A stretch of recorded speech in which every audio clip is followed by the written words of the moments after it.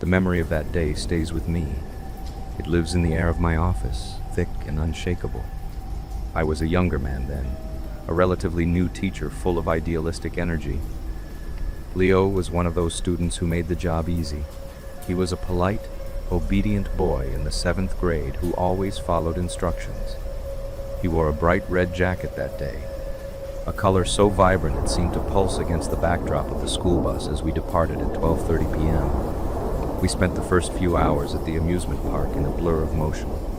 I watched from the sidelines as my students transformed into streaks of color, running across the lawns and jumping on trampolines with infectious joy. It was a perfect day, the kind where the sun feels like a warm hand on your shoulder. Leo was in the middle of a high-energy game of tag with his friends. He was sprinting across the grass, laughing and dodging his classmates, when he tripped. He fell hard onto the ground, skidding a bit across the turf. For a moment he stayed there, catching his breath and brushing the grass from his red sleeves. When he sat up and looked straight ahead, his eyes landed on the great galleon. From his position on the ground, the ride looked massive. It was a giant swing boat that dominated the skyline, reaching toward the clouds with every arc. Seeing it from that low angle made it look even more powerful and exciting. A spark of curiosity lit up in his eyes. He pointed it out to his friends, and they all decided that they had to ride it before the day was over. As the clock neared 5 p.m., the sun began to dip toward the horizon. The light turned into a heavy, bruised orange. Leo and a group of about 12 students lined up at the gate of the galleon. There was a sign posted regarding safety. Minimum 5 feet and 40 kg weight. Leo was tall enough, his lanky frame easily hitting the mark, but we never truly verified his weight. He was thin, almost fragile beneath that bulky red jacket. The group finally reached the front of the line. Leo climbed into the very back row, the section that traditionally swings the highest. I stood about 30 yards away, watching as the operator engaged the safety bars. I remember thinking for a split second that the bar looked a bit loose across Leo's lap, but the machinery was already beginning its rhythmic metallic groan. The boat began to rock, a slow pendulum of steel against the darkening sky. By the third swing, something changed. Every time the boat reached its apex and plummeted back down, Leo's body seemed to lift too far from the seat. His legs flailed as if he was trying to catch the floor of the boat, but it wasn't there. He wasn't screaming in joy anymore. He was screaming for the operator to stop, but his voice was swallowed by the mechanical roar and the cheers of the students in front of him. To the rest of the class, he was just another silhouette in the air. But he was actually making a desperate attempt to find a handhold on the smooth fiberglass. I saw his face for a fleeting second when the boat reached its highest point. His eyes were wide, fixed on the ground below, as if he were already falling. He tried to tuck his feet under the bar, but the physics of the ride were working against him. On the next downward plunge, the momentum became too much. The gap between his body and the seat widened until there was nothing left to hold him. Then, the unthinkable happened. As the boat swung downward, Leo was thrown from the ride. He didn't land on the padding. He struck the sharp industrial edge of the metal stairs leading up to the platform. The impact was sickening. His leg was shattered instantly. Because he had been in the very back and because the ride was so loud, a few agonizing minutes passed before the operator realized what had happened. The ride continued to swing for 3 more full rotations, the empty seat in the back row a haunting gap. When Leo hit the ground and looked straight, he saw the great galleon one last time. From the floor where he lay, he watched the boat swing high above him, the same machine he had looked at with such curiosity only an hour before. Now, it was just a giant shadow passing over him again and again. Before the brakes finally screeched to a halt by the time the staff and I reached him, the ground was stained dark. Leo was barely responding. He had lost too much blood. His breathing was shallow and ragged. I knelt in the dirt, my hands shaking as I tried to use my own belt as a makeshift tourniquet. The other students were being ushered away, their joyous shouts replaced by a hollow, echoing silence. We carried him to the park's small first aid room. We laid Leo on a narrow cot, his red jacket now soaked a deep maroon. I kept talking to him, telling him he was a good student, but his eyes were fixed on the ceiling, unfocused and fading. The ambulance ride to the hospital was a blur of blue lights. I sat in the front seat, staring at my hands, which were stained with blood. I kept thinking about how a few minutes of fun had turned into a nightmare.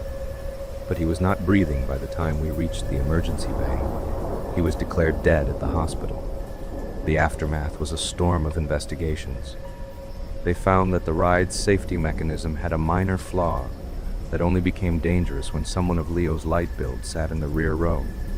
It was a 1-in-a-million fluke, but that didn't bring him back. I was promoted to principal a few years later.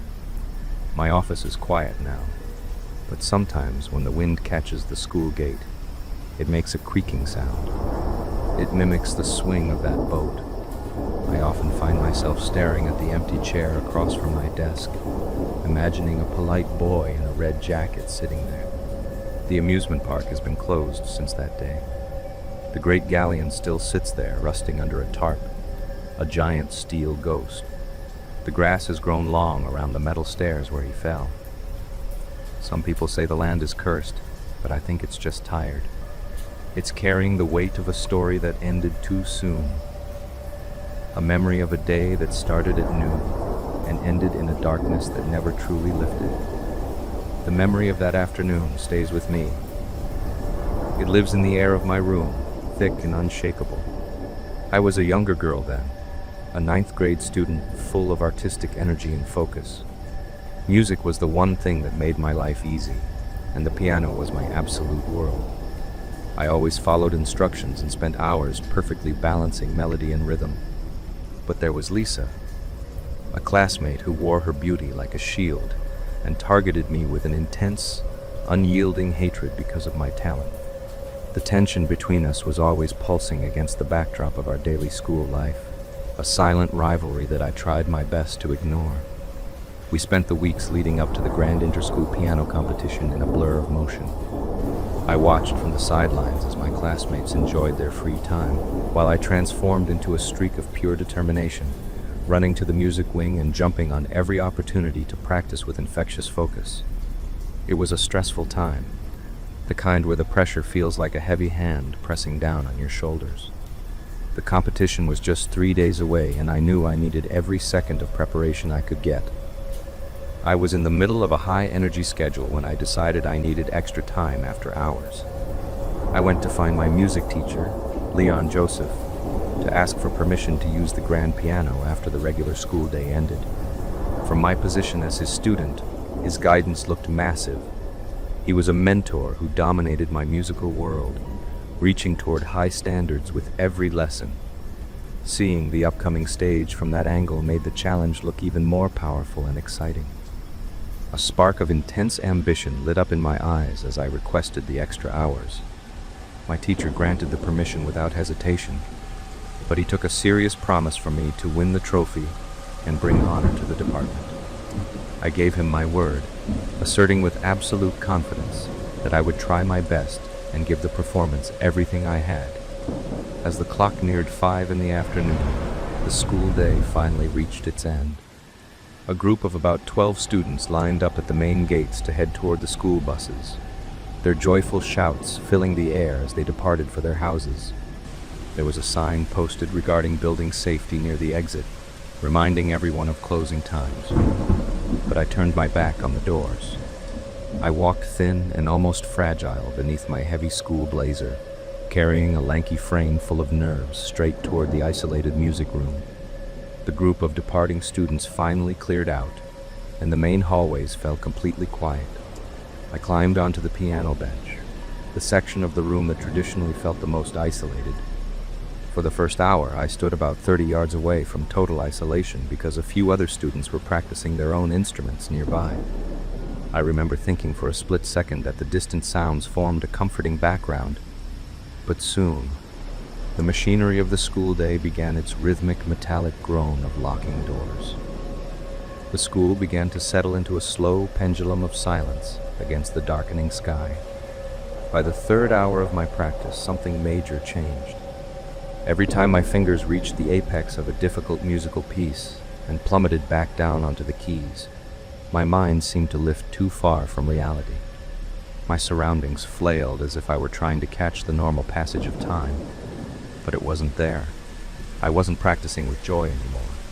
I was racing against the clock, completely swallowed by the mechanical roar of my own focus and the echoing chords in front of me.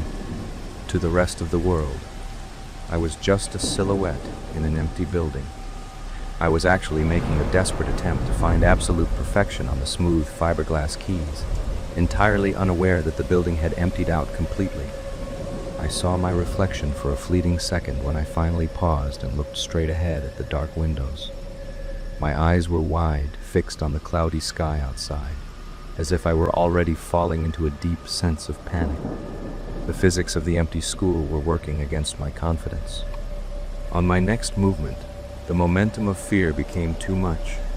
The gap between my calm body and my racing thoughts widened until there was nothing left to hold my composure. I packed my heavy bag, realizing that the only person left on the property besides me was likely John, the school guard. Before making the long trek home in the darkening weather, I realized I had to use the washroom badly, so I hurried down the quiet corridor. The impact of the silence was sickening. When I reached the washroom and saw myself straight in the mirror, my heart shattered instantly. From the floor to the ceiling, the room felt charged, and I felt an intense sensation that someone was watching me from the darkness. I hurried into a toilet stall and locked the door to find some privacy. Just 10 seconds passed before a heavy, rhythmic knock sounded on the wooden barrier. I was confused and tried to convince myself that my mind was simply assuming things due to exhaustion. But just after that, the heavy knocking happened again, much louder this time. I was so scared that I screamed out for John, hoping the school guard would answer.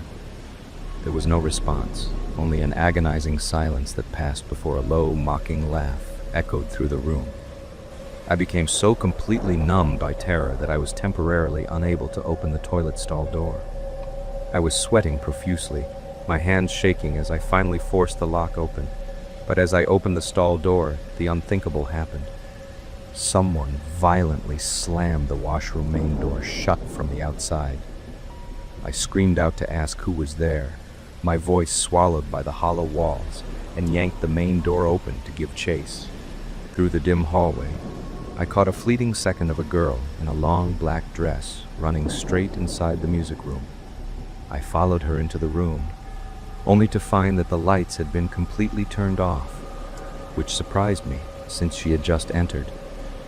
I took about 10 or 15 hesitant steps inside the room, and suddenly the door behind me locked with a heavy click. Then, an unrhythmic, chaotic sound of piano keys started playing wildly in the dark.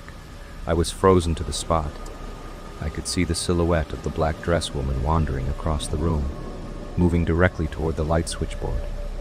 As she switched on the fluorescent light and turned around to face me, the full nightmare was revealed.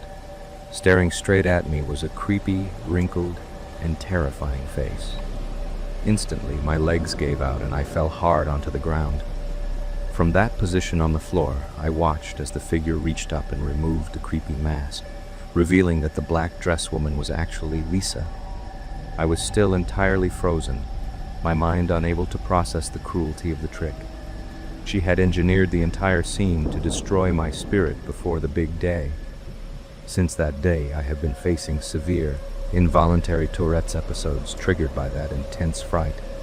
It was a malicious prank that Lisa wanted, and she never faced any big punishment for what she did. Instead, the blame fell elsewhere.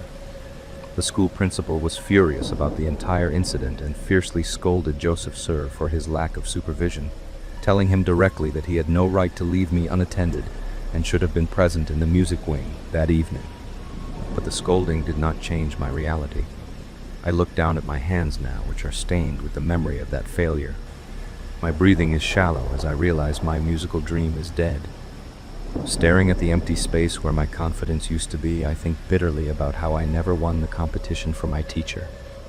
The fluorescent lights of our small town branch in Odisha always gave me a splitting headache, but absolutely nothing made my stomach turn quite like sitting directly across from Mukesh. It was a typically slow Tuesday afternoon. Mukesh was slouched deeply in his rolling chair at counter number 2, wearing his usual crisp white shirt and those brown checkered trousers he always seemed so remarkably proud of. He was scrolling mindlessly on his smartphone, representing the very definition of a workplace slacker. As a fellow co-employee working at the adjacent counter, I usually tried my best to completely block him out of my mind and focus entirely on my own financial ledgers. However, today felt entirely different, and the very air inside the bank felt incredibly heavy and unsettling. That was the exact moment when the old man first walked through our doors. He looked completely and totally detached from anything resembling modern city life. His dark skin was deeply weathered by years of labor. His salt and pepper hair was tightly curled, and he wore nothing but a coarse, tattered two-piece outfit made out of a rough, burlap-like fabric. He was entirely barefoot, with his feet completely caked in the thick, dry dust of the local countryside. He looked precisely like he had walked straight out of the deep, isolated jungles of the state, which, as I would later find out from the authorities, he actually had. The security guard working at the front entrance, who was usually incredibly strict with visitors, took one long look at the old man's bewildered, innocent face. He kindly guided him forward into the main lobby, pointing him right toward Mukesh's desk and softly instructing the old man to head straight to counter number 2, because Mukesh handled all of those specific types of customer matters. The old man approached the glass counter very hesitantly. He spoke absolutely no English, and his native Odia was incredibly thick with a remote tribal dialect, but the sheer grief written across his face was completely universal. He began to explain his situation to Mukesh, sharing that his sister had recently passed away after a very long, grueling medical illness. Her husband had already died years ago during the peak of the corona wave, leaving her completely alone. She had spent her final days living in a small hut near the countryside area, while her brother, this old tribal man, lived much deeper within the dense forest with his own immediate family. When he had initially learned of her sudden death, he had traveled all the way to her countryside hut to perform their traditional funeral rites. Unlike the vast majority of people in India, his specific tribe did not cremate their dead. Instead, their ancient customs required them to bury the bodies directly into the earth. The old man was completely illiterate and could not read a single word, but the sympathetic neighbors living near his late sister's hut had told him something incredibly important. They informed him that she kept a savings account at our nearby bank branch. He did not understand anything about interest rates, banking regulations, or digital transactions, but he understood the basic concept of physical money, and he knew that he was now the only surviving person left in their family lineage who had a right to it. He had carefully searched through her empty hut, eventually found a weathered bank passbook, and brought it straight to our branch. With trembling hands, he lifted the worn document and showed the passbook directly to Mukesh, whispering softly that he was all that was left of his family and that he desperately needed to take her money. Mukesh did not even bother to look up from his phone screen at first. When he finally chose to do so, a look of pure disgust and annoyance crossed his face. Instead of simply doing his job and helping the man, Mukesh decided to use his position to bully him. He sneered openly, waving his hand dismissively to tell the old man that the bank did not just hand out cash because someone brought in a book. He sharply ordered him to go away, stating that they required official legal proof of relation before doing anything.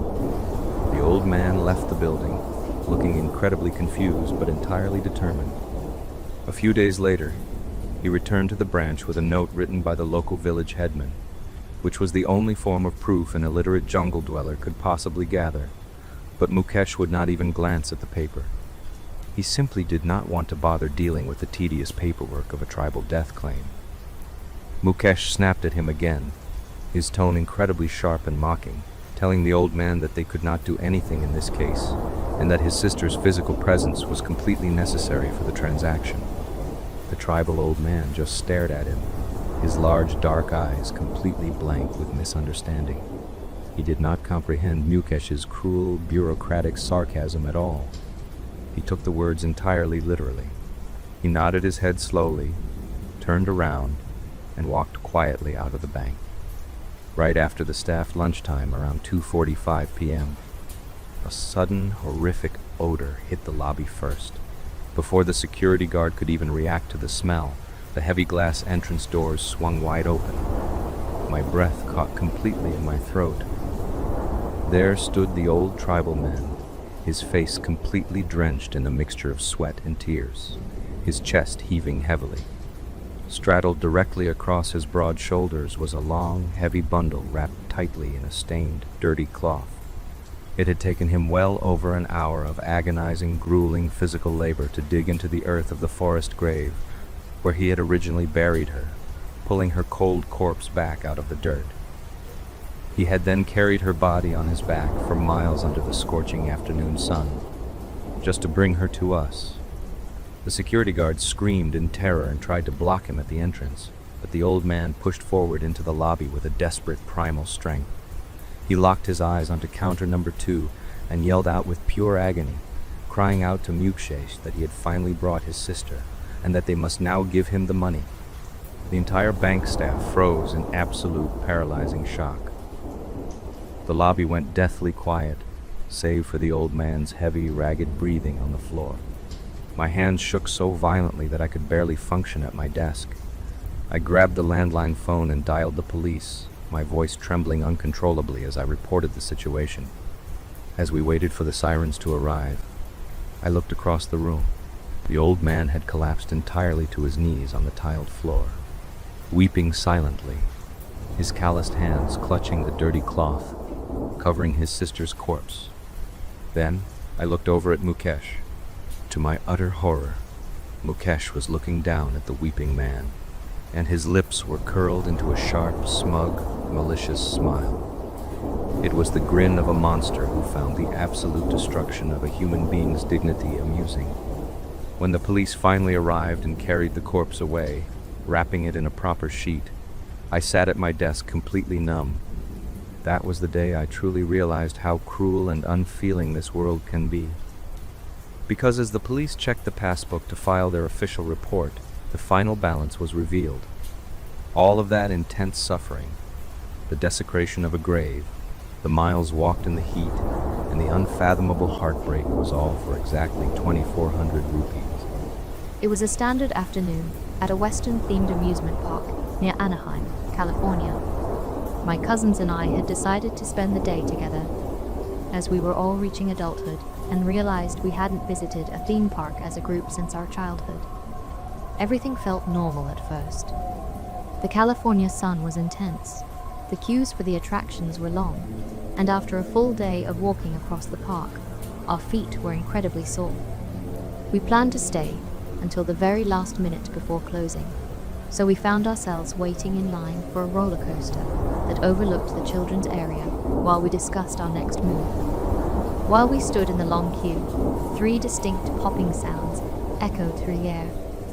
At first, we assumed they were just fireworks or typical park noises. My cousin's boyfriend even made a light-hearted joke that someone had just been shot. We didn't take it seriously and continued waiting for our turn on the ride. Suddenly, a massive wave of people began sprinting through the children's section. I initially thought a popular ride had finally reopened and guests were rushing to get a spot, but then a much larger crowd followed. I watched in confusion as parents shoved their children into bushes and ride operators frantically cleared people off active attractions. Everyone around us was panicked and demanding to know what was happening. The situation turned chilling when a voice came over the ride speakers, instructing everyone to get down because there was an active shooter. We ducked down immediately, paralyzed by fear. My oldest cousin's boyfriend began whispering that we needed to find a way out, but our position in the line was elevated and looked directly toward the area people were fleeing from, making us feel like exposed targets. After a minute of huddling there, a girl positioned above us urged us to abandon the line and run. We scrambled down the ramps, passing a distraught mother holding her 2 sobbing children. She looked me in the eyes and confirmed through her tears that this was not a drill. That was the moment the gravity of the situation truly hit me. We ran toward a wall and crouched there for cover. I began to pray that my family and I would make it out alive. My oldest cousin started calling her parents, while the sounds of crying children filled the air around us. Realizing we couldn't stay stationary, we got up and headed toward the back of the park to locate emergency exits. My cousin's boyfriend tried to ask a staff member for directions, but the employee appeared to be in shock, staring back with a blank expression and offering no help. We decided to follow a large group toward the horse trails, where the stagecoaches usually run. We sprinted up a ramp on the trail to try and reach the front of the park, but we were suddenly ordered to turn back and stay low. The crowd became a chaotic mess of bodies thrashing around until everyone finally sat down on the ground. From our vantage point, I could see police units gathering outside the gates. Most of the park's lights had been cut, leaving only the decorative lighting on. It felt like we were sitting ducks. If the shooter was inside, we were trapped in a high, visible area with nowhere to hide. I called my mother to explain what was happening. She desperately told me to leave the area, but she didn't realize that moving in any direction might put me directly in the path of the shooter. I looked around at the hysteria. One father was having a complete emotional breakdown because he had been separated from his daughter. A young girl was weeping because she was alone and responsible for her little brother. The most heartbreaking sight was a small boy who had come to the park for his birthday. He was sobbing and saying he just wanted to see his father again. I tried my best to comfort him, telling him he would be okay and would see his dad soon, but I emphasized that he had to stay quiet and stay behind us for safety. To make matters worse, one of my cousins had allowed her younger sister to wander off with friends earlier while we waited for the coaster, and we had no idea where they were. They eventually ran off on their own to search for her. We remained stuck on that trail for nearly 20 minutes. My youngest cousin was crying, and her sister was on the verge of a breakdown watching her. It was pure chaos. Eventually, a group of people moved past us to cross a bridge, and we followed them to the bottom of the ramp. There, an employee finally met us and explained that the incident had been a drive-by shooting outside and that it was now safe to exit. We walked out of the gates completely shaken. My mother warned us over the phone to remain vigilant. As we headed to the car, once we reached the parking lot, we checked on my other cousins. They had successfully found their sister and her friends hiding in a candy shop alongside dozens of other crying children. Once we finally reached the freeway, the tension broke and we could breathe again. The entire ordeal was deeply traumatic.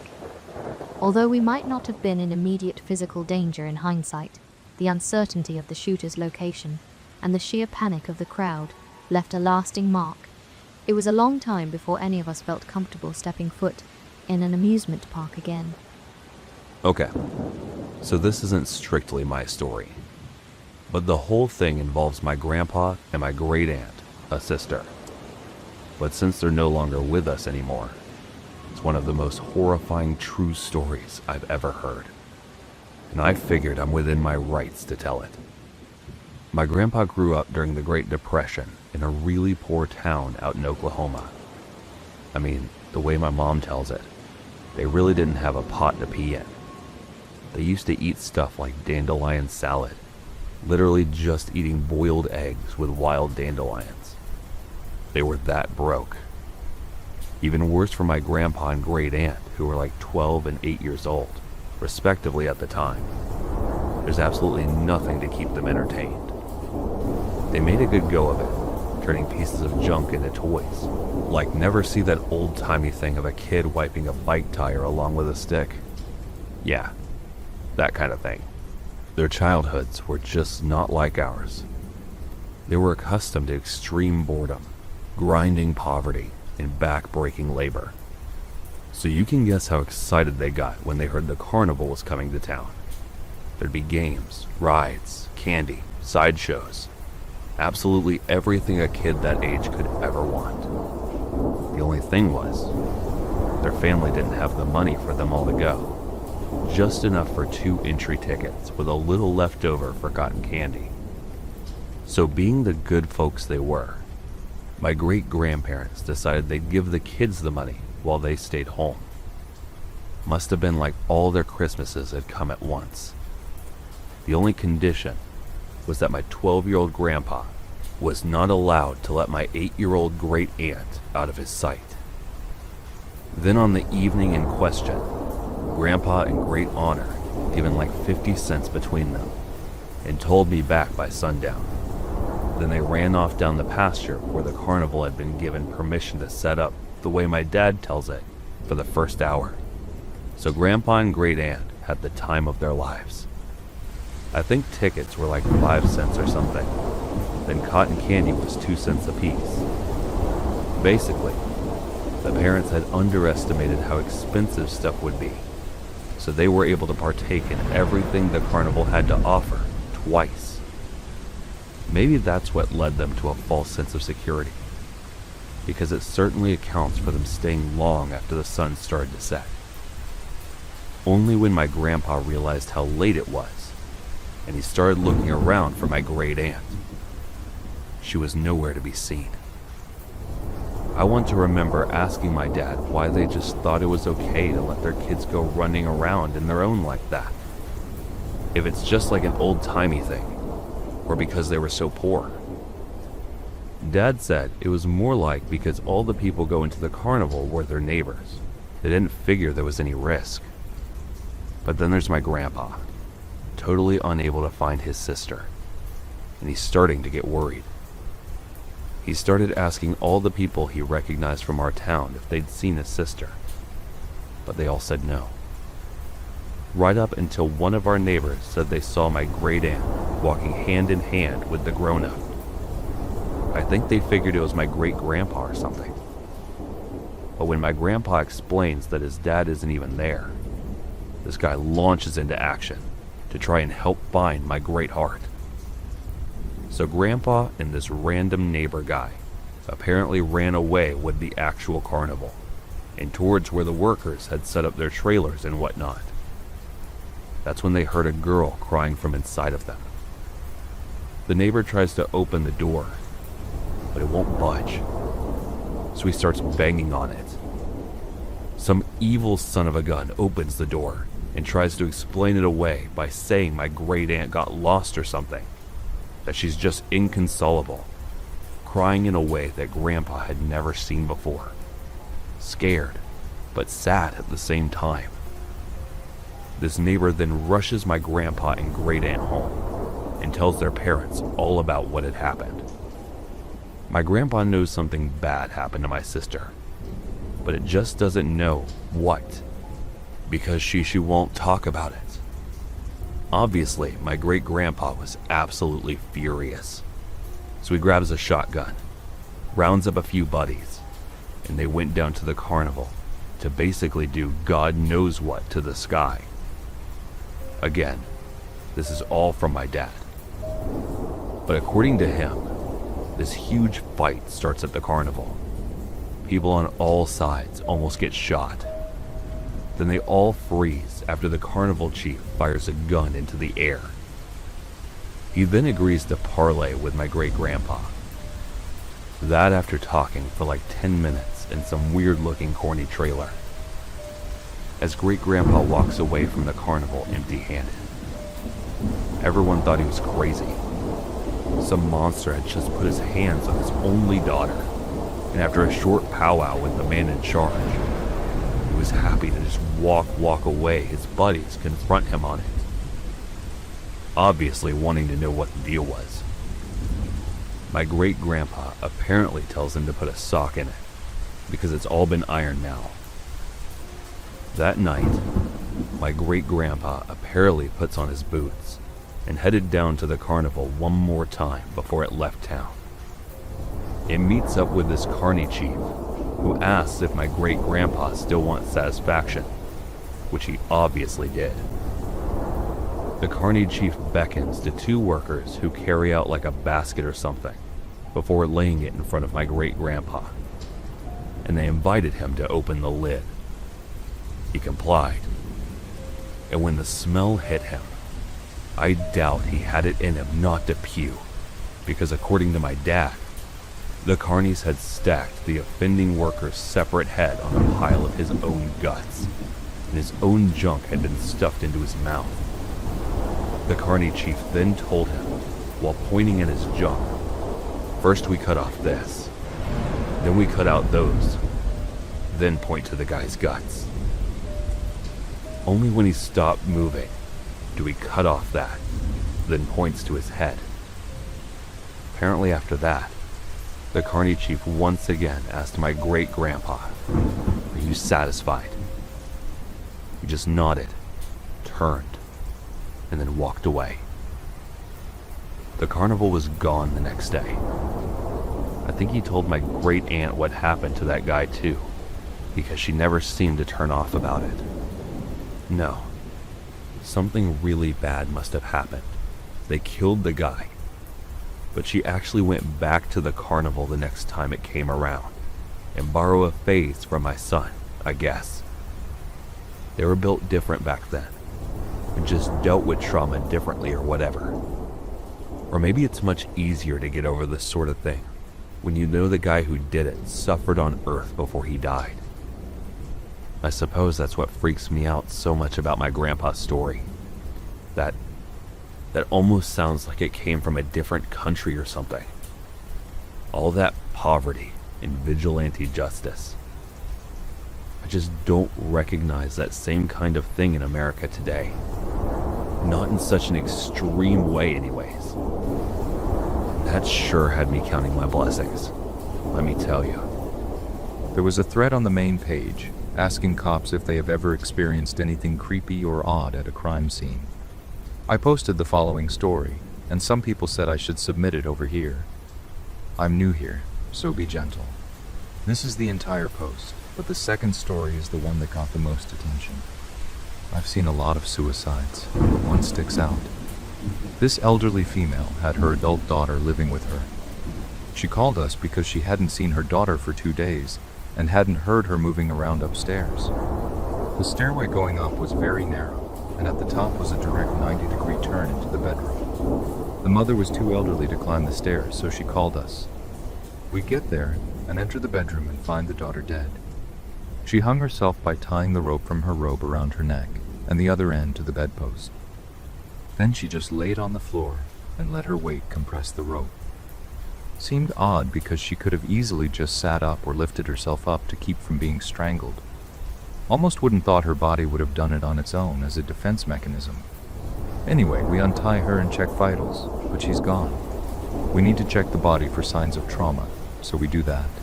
As we're turning her over, the air escapes from her lungs in a long, soft sigh, and I feel the air blow over my arm. Grossed me out big time. Anyway, we couldn't get her out of the room because the stairway was too narrow. Ambulance arrives, and we strap her to a backboard and lower her out the window and down the ladder of the fire truck.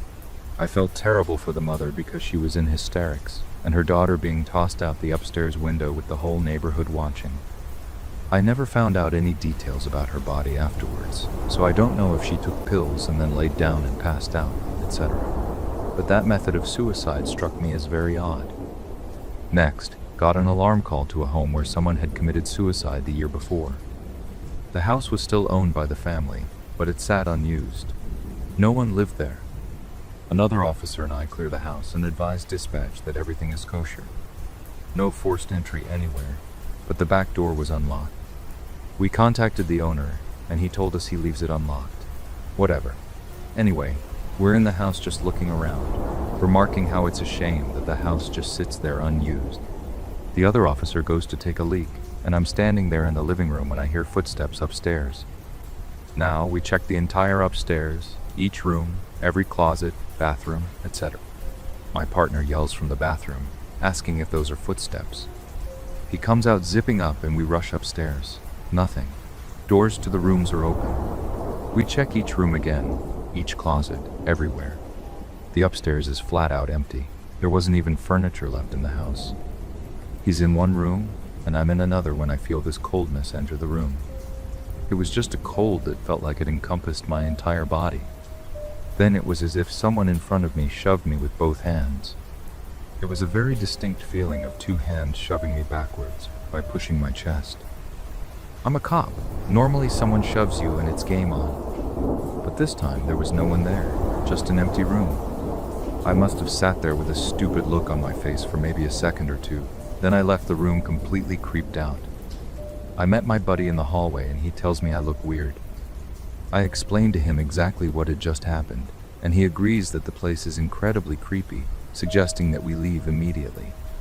It was daytime, and the house was fully lit, as there were no curtains or shades on any of the windows.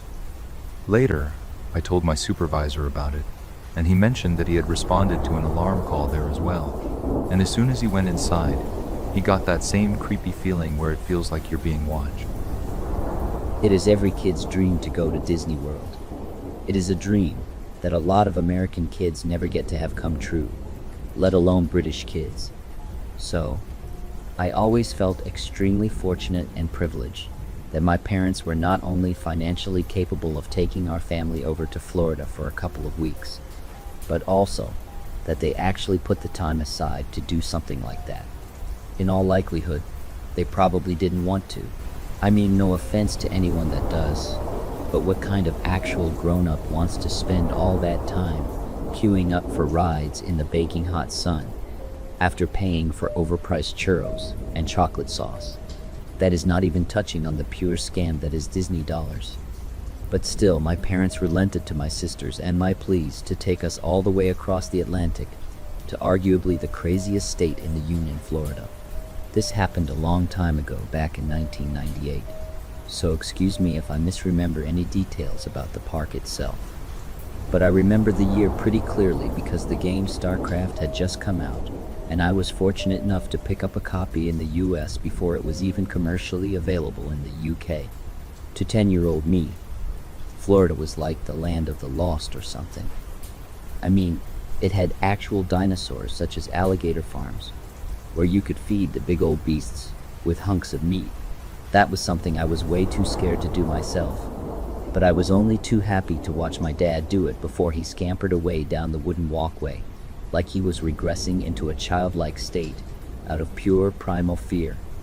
It was the land of Tropicana, where the food portions dwarfed those in the UK, and the grass and trees were so different and fantastical that I might as well have landed on a paradise alien world. It was the Sunshine State in name and in nature, and of course, it was the home of the most magical place in the entire universe, Disney World. But it was during our third and final day trip to Disney World that something happened that I didn't properly understand until I was a great deal older. The truth of which my parents tried their best to shield me and my little sister from for as long as they could, and this is how it happened.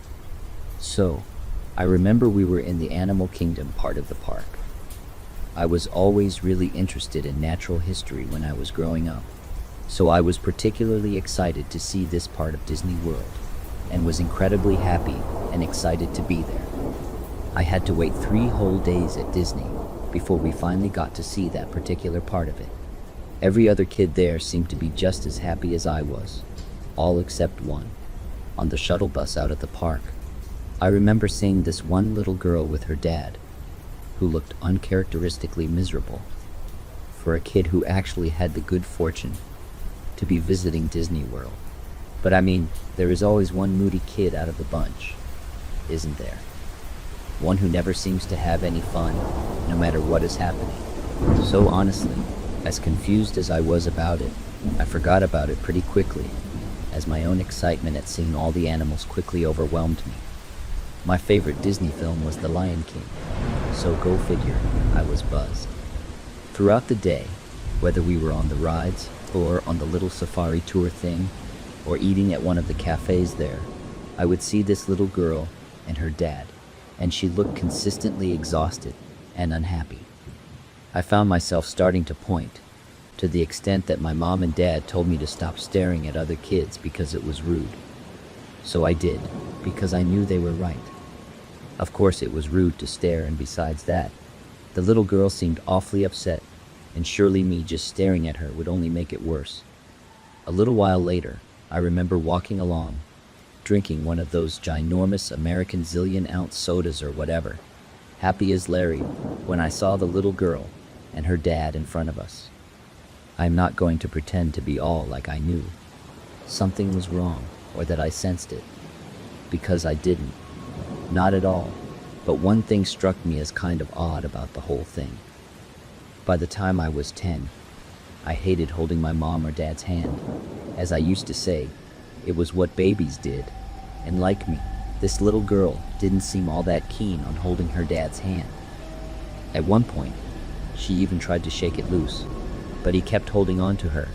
And at one point, he started properly gripping her wrist and telling her that she needed to behave herself. I obviously found this kind of distressing, and I looked up at my dad as if to ask if he was seeing this, half expecting to be told to stop staring again. Both my parents looked kind of concerned about what was going on, but I didn't dare say anything. I was old enough to know that some kids misbehave sometimes, and the people around had that kind of cringy pretend it is not happening kind of feeling about them. Only then, instead of just calming down, the little girl just burst into tears and started wailing that she wanted her mommy. She kept repeating that she wanted her mommy while the guy tried his best to calm her down, telling her that they would get her to her mommy soon, alongside all this other stuff that he was saying to quiet her. What happened next is kind of a blur in my memory. There was just a lot of commotion, but this is how my dad tells the story from his perspective. Suddenly, while the little girl was wailing, my dad heard her blatantly ask for her daddy and demand to know where her daddy was. The way he tells it, the mood in the crowd around us visibly shifted as it suddenly became obvious that this guy who had been taking her around the park was not her father at all. There was a slight hesitation, though. No one actually acted on the revelation for the first few minutes or so, and for good reason. The guy might have been her uncle, a family friend, a legal guardian, or a carer. There was nothing evidently insidious about it at first glance. That was until the guy snapped at her in a way that was distinctly unparental. Apparently, some other American dad stepped in and asked if there was a problem, or something along those lines. The guy was quick to calm the situation down by telling the onlookers that there was no problem, and that the little girl was just having a temper tantrum. Then someone directly asked if the guy was actually the girl's father, to which he apparently replied that he was, before trying again to reassure the gathering crowd that everything was okay and that she was simply throwing a tantrum. Now, the next part I remember pretty clearly, because the girl shouted something right before the man with her clamped his hand over her mouth so hard that it sounded like a loud slap. My mom immediately started pulling me and my sister away from the scene since it was starting to turn ugly, like really ugly, really fast. According to my dad's version of the events, what the girl had screamed before the guy tried to shut her up was that he wasn't her dad at all, and not only that, but that he had taken her. That is when it starts getting confusing for me again, because all kinds of people started moving forward and blocking my view, and all the shouting and moving kicked off. But I do remember seeing this tubby woman shoving her way through the crowd of people with that same little girl in her arms, who by that point was just sobbing uncontrollably. After that, I remember seeing the crowd that had formed around the guy begin to sway and shift. There were shouts and screams. I mean, like the kind of screams that were so intense and frightening that they made me shake and shiver with fear and had my little sister bursting into tears. By the time park security showed up, who 10-year-old me just assumed were the actual police, the crowd began to disperse, and I distinctly remember seeing the man who had apparently taken the little girl from God knows where pinned to the ground, with someone holding him down on top of him. That is about the only part that I can remember crystal clear to this day. A lot of my memory has been filled in with my mom and dad's subsequent retelling of the event, but the image of that guy's rage and how it twisted up in his features is still burned into my mind, and it has been made all the more sinister by the fact that I now know exactly what he was so angry about. He had taken that girl and kept her pliant because he had promised her a trip around Disneyland. She was probably so keen to go that she just hadn't fought back initially, and God knows what he was intending to do with her afterward. But that chance had been taken away from him by a bunch of do-gooders. At least that is the way I imagine he thought of it. He was playing this sick, long game of lulling his prey into a false sense of security before he finally got his way with her. Not that I realized any of that at the time. To 10-year-old me, it was all just this big mess of confusion and fear, accompanied by the heavy knowledge that whatever was going on was just very, very wrong. We have no idea what happened to the man or the little girl after that day. No one spoke of it again for the rest of the holiday, and I am pretty sure it was almost 5 or 6 years before one of my parents finally brought it up with me and explained exactly what the situation had been. As far as I knew back then, all I had seen was a dad mistreating his daughter, who had then been arrested for it. Even to this day, it screws with my head that one of the worst things I have ever witnessed happened in what was billed as the happiest place on earth, and how, if things had gone just a little differently, that girl could have ended up as a corpse, or worse. A few days later, and none of us would be any the wiser. Thank God she spoke up when she did. Thank God that there were people there that reacted the way they did, because I really do not want to think about what the alternative could have been. This happened on Halloween of 2019. My friends and I were feeling the spooky vibes of the month and wanted to do something fun and exciting to satisfy our thirst. Being the dumb college students that we were, we decided on exploring somewhere allegedly haunted in the hopes of seeing some genuine paranormal activity. Since we're from Illinois, the popular destination of Bachelor's Grove Cemetery immediately came to mind, and it was settled upon. Once the sun had set and night had fallen, we were to make our move, sneaking into the cemetery after it closed to get the full experience without having to worry about any other visitors. I must admit, I always wanted to do something like this before, but I was genuinely afraid of what might be waiting for us in that cemetery so late at night. Stories always circulated around the various apparitions people had encountered before, the different sounds that chilled them to the bone, and so on. Anyway, all of this was festering inside of me well before we actually started driving over to the cemetery sometime in the evening. It was a pleasantly long drive, but I wasn't really in the mood to think about anything else except for the potential horrors that roam the cemetery for all eternity, or so they say. Couple in the fact that we were going to be trespassing in order to get through in the first place, and I was a nervous wreck. My friends were apparently doing a much better job at keeping their fears in check, though. For the sake of the story, I'll call them Logan, Paul, and Eddie. The entire car ride there, they were laughing and joking around, not worried about what we would be getting into or what we might see. Looking back at the whole situation, I should have known that their optimism was a bad sign.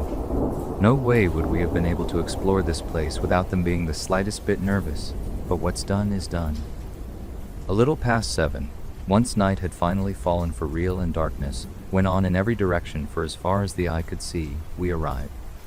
Parking in the main parking lot was out of the question, because we did some looking into it and found that in previous years, local law enforcement liked to wait there and catch any would-be explorers before they could even get inside.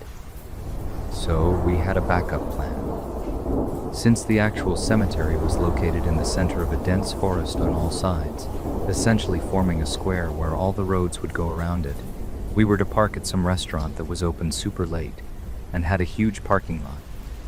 All the way in the back, furthest away from the restaurant itself and closest to the road. This was in the exact opposite direction from the front entrance of the cemetery, so we figured this was our best chance of getting in while avoiding any cops in our way. From there, we'd cross the street on foot and have a bit of a walk before arriving at a somewhat hidden path leading into the forest. Taking this back path would take a bit more to get to the actual cemetery itself, since there were trees particularly thick and dense, but it was well worth it when considering the alternative. After everything was said and done, we found ourselves beginning our trek onto the path, unsure of how far we'd actually have to go before we find what we were looking for.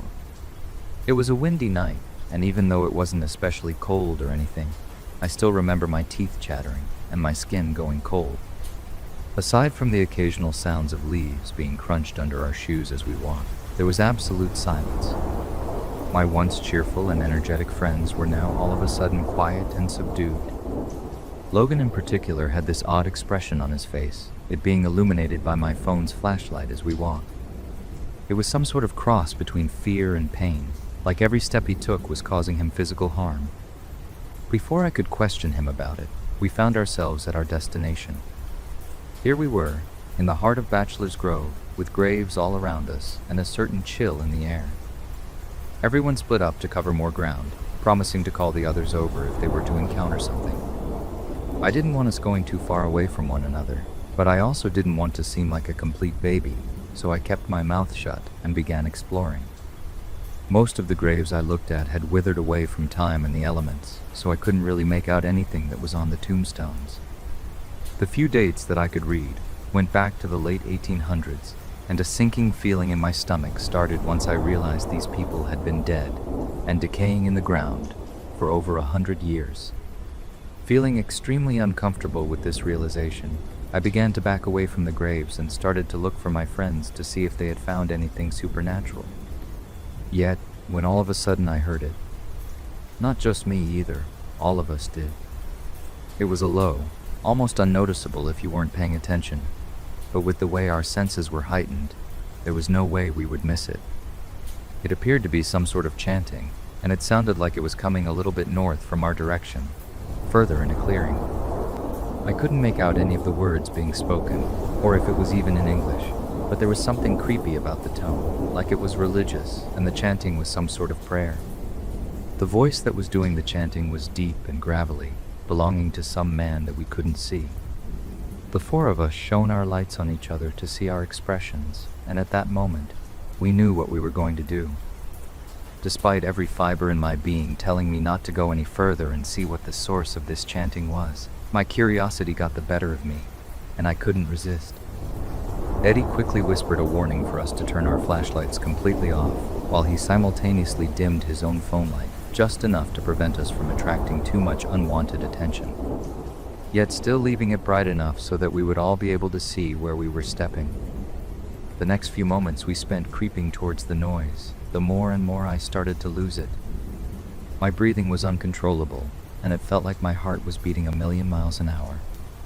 I was so afraid of what we would find, and yet I still had to know. Finally, after what seemed like an eternity, we had entered the clearing and were a mere few steps away from this chanting. Eddie shone his light in the direction ahead of us, and for just a brief moment, we saw a cloaked figure bent over something in the grass, still chanting in that unrecognizable language. The thing in the grass looked like some sort of circle with a mark in the center, and I swear to God I wish I could tell you I'm lying about this, but when I realized what the symbol was, I felt like throwing up. There was no mistake, it was a pentagram, made of some strange material. For the moment that Eddie had illuminated the sight in front of us, I had been able to get a glimpse of the pentagram's material being bright red, and I shouldn't have to say any more about that. Once the light from Eddie's phone hit the back of the man's head, he immediately stopped chanting and stood up, still facing the direction of the pentagram. I can only describe the next few minutes as truly unadulterated terror. Before we knew it, he screamed a blood-curdling scream that rattled us to the core and turned around, beginning to sprint towards us. Everything happened so fast, I couldn't even make out the man's facial features except for deep sunken eyes and an expression that radiated pure hatred. He really did want to bring us harm, and not wasting any time, we all fled the direction we came from and ran faster than I think any of us had ever run in our entire lives. I couldn't even scream while running. I was too petrified to make any noise. Maybe it was a miracle, but we somehow managed to retrace our steps all the way through the path we took to enter the cemetery and forest, and eventually came out the main road, which was devoid of any traffic for the time being. Afraid of what I would see if I looked back, I made a beeline for the car along with the others and hopped into the back seat, not wasting any time to lock the door and roll up the window. We peeled out of there in no time flat and didn't stop driving 20 over the speed limit until we were at least 10 minutes away. Honestly, I have no idea how far or how long that man chased us, but I do know this for sure. We weren't supposed to be there that night, and we must have been interrupting something important of his. I'll never know what it was, and honestly, I don't hope to ever find out. We never did talk about this experience again after that night, and we never went on another trip to somewhere abandoned or haunted ever again either. I think that fright we felt is enough to satisfy us for the rest of our lives, and I'm thankful beyond words that we all managed to get out together, alive. There was an amusement park about 5 miles from my place named Wonder Island, and there were many occasions that I had heard kids in my school bragging about going there with their parents and how great it was. I was the kind of kid who was always scared of taking risks, so you can just say I was terrified of heights, so I never thought of going there. One day, guys in my friend circle were deciding on an outing for the weekend. I was more like an indoor person, so I didn't have any suggestions for them. Thinking there wasn't much of my need in the decision making anyway, I went to the bathroom. When I returned, I saw grins on each of their faces, so I figured they might have come up with whatever they would do.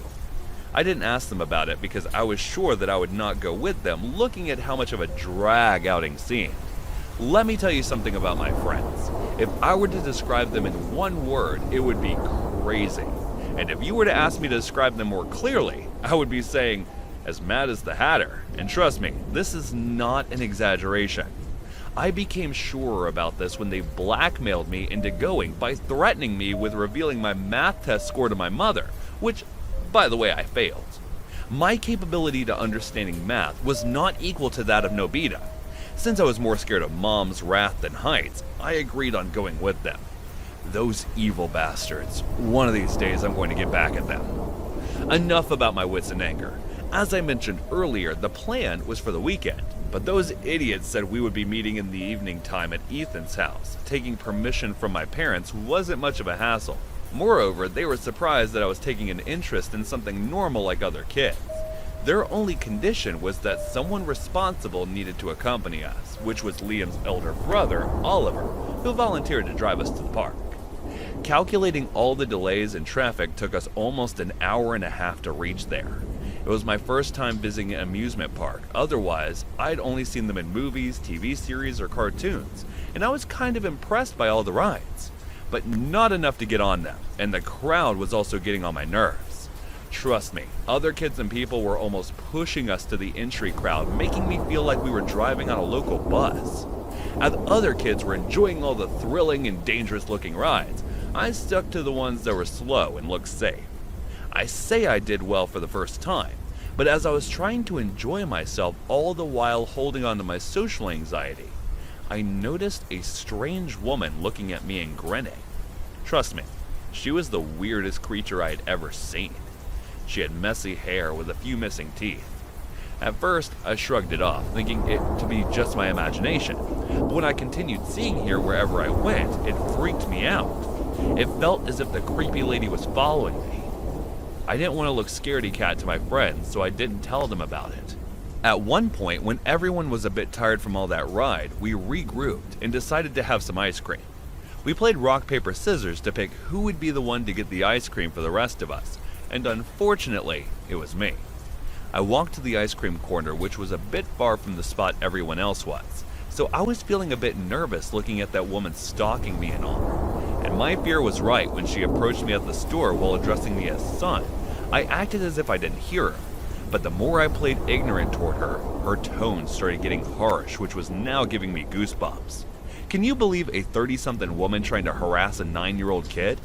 The moment the ice cream man handed me those ice creams I'd been waiting for, I turned to leave, but was startled when I felt someone grabbing me. I didn't need to turn around to see it was that woman asking if I wanted to go someplace nice with her. It felt so horrifying that my entire body started to tremble. I tried to get away from her grasp, but she just tightened her grip. After struggling for a few minutes, I felt tears forming in my throat and started wailing. My hysterical cry was filling up the surroundings, and every eye started to land on me and the strange woman. But I guess they might think of me as some bratty kid who wasn't listening to her mother. I tried to pull my hand from her, but she said in an unbelievably arrogant tone, "Enough, son. We need to get going now." Her tone was loud enough for other people to hear it loud and clear, making it obvious to them that we had relations with each other. As I tried to say that she wasn't my mom, she put her palm over my mouth. That was when I saw Oliver coming in our direction, and he noticed my possible abduction by this psycho. He ran toward me and pulled me by my hand, asking what in the world she was trying to do. His strength was enough to let the woman's hand loose, and I rushed by his side and hid behind him. Now it was clear that the crazy lady was up to no good, and people started talking. But before anyone could catch and question her, she ran away. I could tell that if it wasn't for my safety, Oliver would have gone after her. but looking at my frightened face, he didn't. We got back to the others, and I noticed that I had dropped the ice cream bag when I was struggling to get away from her. I didn't speak the rest of the way to anyone, and no one even tried to make me speak since Oliver had informed everyone what had happened.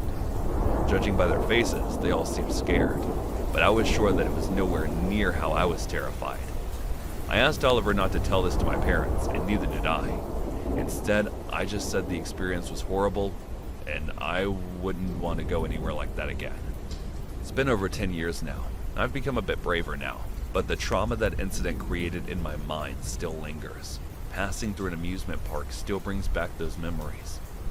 If it wasn't for Oliver, God knows what she might have done to me. But I know now that I'm ready to face such dangers if I were to get in a similar situation again. Right after I dropped out of high school and moved out of my parents' house, I needed work real bad. I would have done pretty much anything for rent money about that time in my life. So I was lucky, or unlucky depending on how a person looks at it, that the local cemetery needed employees. At first, the old-timers who had been working there for 20 or 30 years just wondered why someone so young would ever want to be a gravedigger. It was hard work, really bad on the lower back, but I soon adjusted, and it turned out to be something more akin to a free gym membership than an actual job. I mean it, I got swole pretty fast. And if I'm honest, it only ever felt like work if the weather was bad or we had an actual funeral on site. Otherwise, it was just nice to be able to spend time outdoors. So, the way our cemetery was set up was pretty simple. The majority of the grounds were just regular grave sites, all pretty much the same size and same price. But the northwest corner of the grounds was a private site that contained much larger plots. These were reserved for much wealthier families, and the local undertaker made a lot of cash from selling extravagant grave setups to them. I'm talking whole mausoleums, statues of angels, and stuff like that. We hardly ever visited that area of the site except for cleaning and maintenance duties, and those were never left to me. I didn't take it personally, but the older guys just didn't trust me with all the cleaning chemicals and whatnot that kept the marble and brass fixtures looking fresh. Which is why it was so weird when I got a call on one of my days off, asking me if I had been up to that area recently.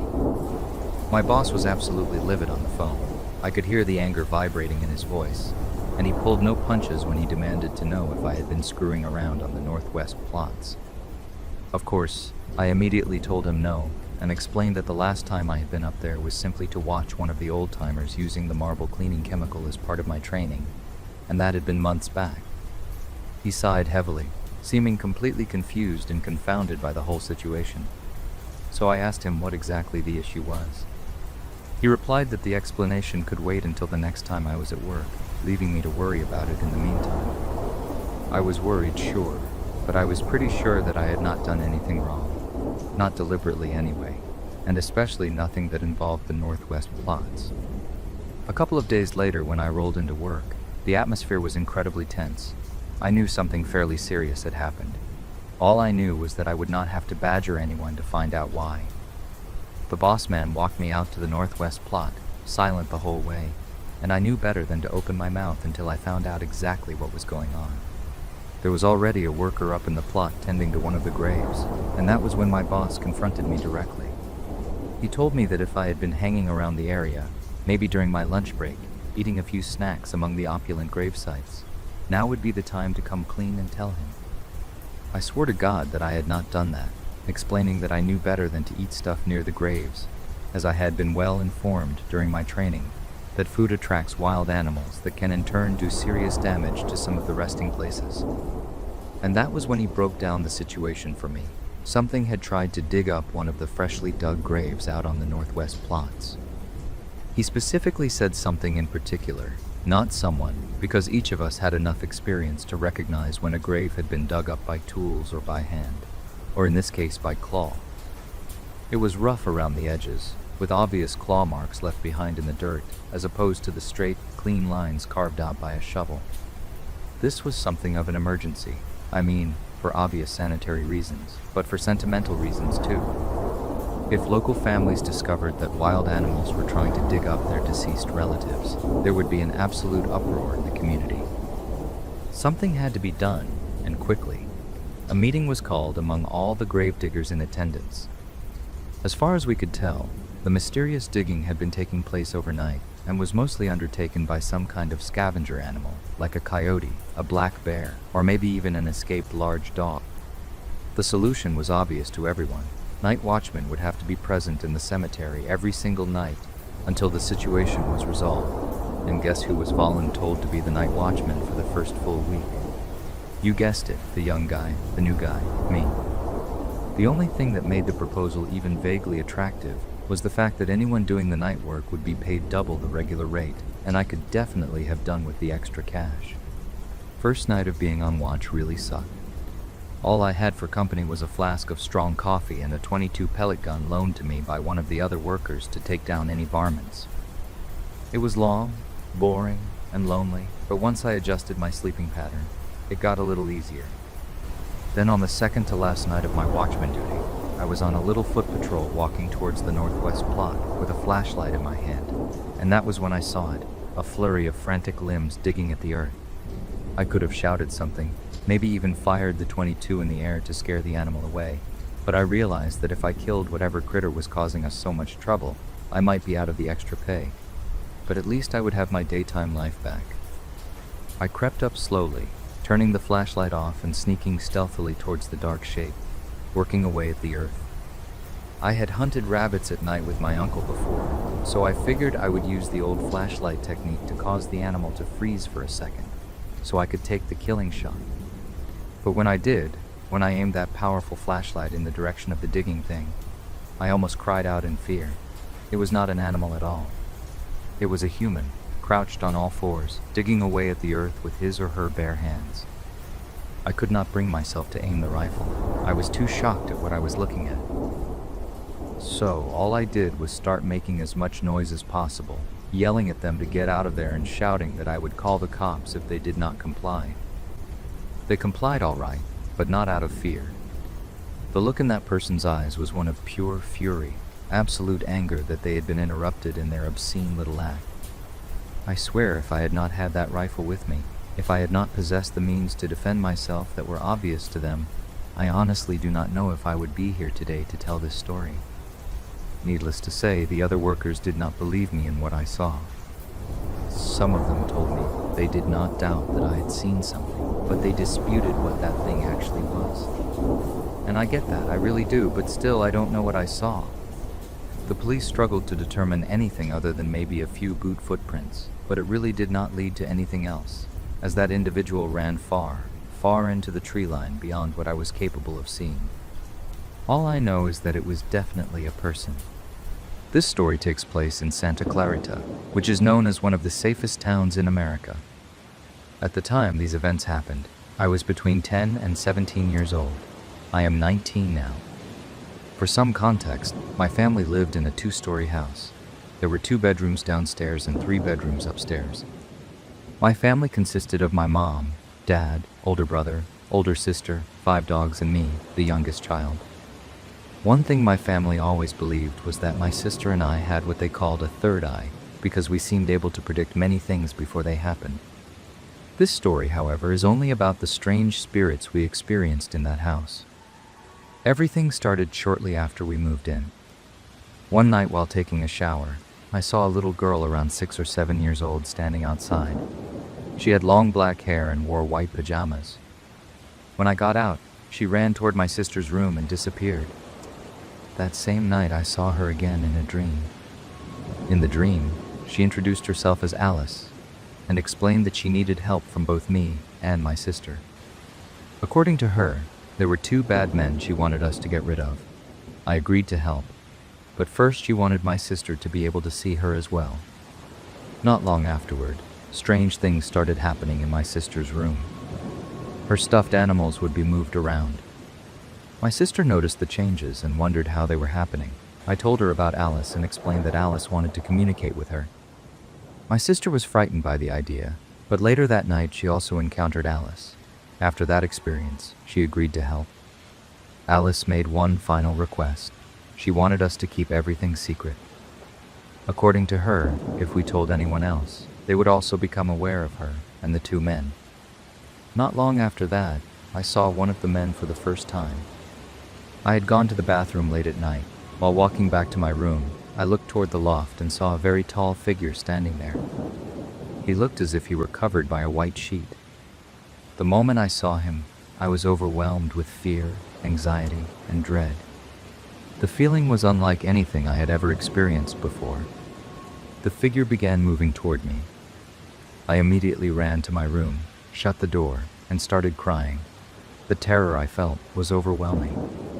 After that night, I questioned whether helping Alice was worth it at all. I continued seeing the figure for months. He often appeared to chase me, and every encounter filled me with fear. Eventually, the stress became too much, and I told my family. To my surprise, they believed me. Many of them had already been feeling a strange pressure in the house. Everyone seemed more stressed than usual, and none of us could explain why. Not long after that, my father saw the white figure himself. The figure was standing in a corner of the loft. When it turned and looked at my dad, it frightened him badly. My brother was different from the rest of us. He never actually saw anything in the house. However, he often felt unusual pressure and discomfort. At one point, he even recorded something strange on his phone. The video appeared to show what he believed was my guardian angel opening his bedroom door and checking on me. Sadly, that phone was later destroyed in an accident, so the recording was lost forever. My mother seemed able to communicate with the white figure, although she later remembered none of those conversations. One day, my sister saw our mother talking to empty air and heard a deep male voice nearby, which frightened her badly. As time passed, my aunt and grandmother moved into the house with us. They soon began experiencing strange events as well. My aunt frequently stayed home alone during the day. She often heard running footsteps upstairs when nobody else was there.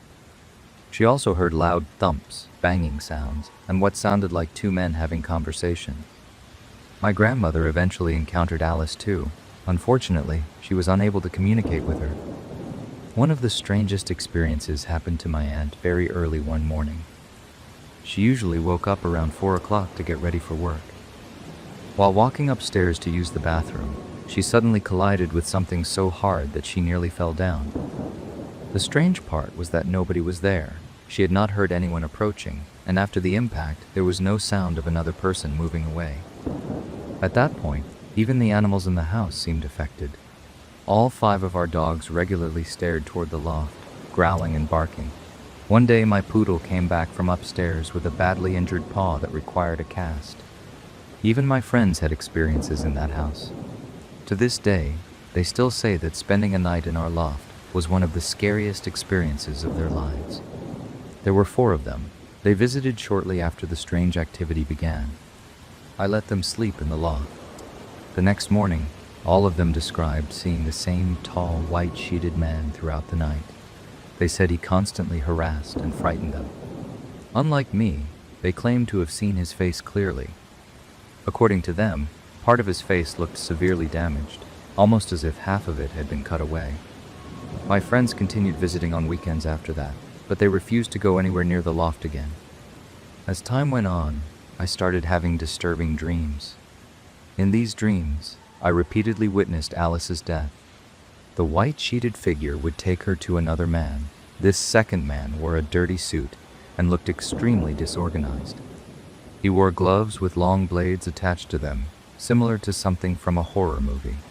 In every vision, he attacked Alice. The same scene repeated itself over and over. Eventually, I saw this second man while awake. To reach the shower, I had to cross the loft area. One day, I saw him there. He crawled on all 4s and stared directly at me. His presence felt even more evil than the white figures. Although he never chased anyone, seeing him was terrifying, especially when he crawled along walls and ceilings.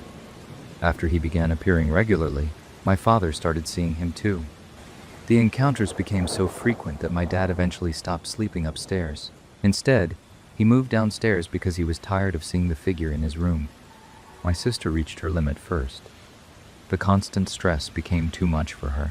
She decided she no longer wanted anything to do with Alice or the situation surrounding the 2 men.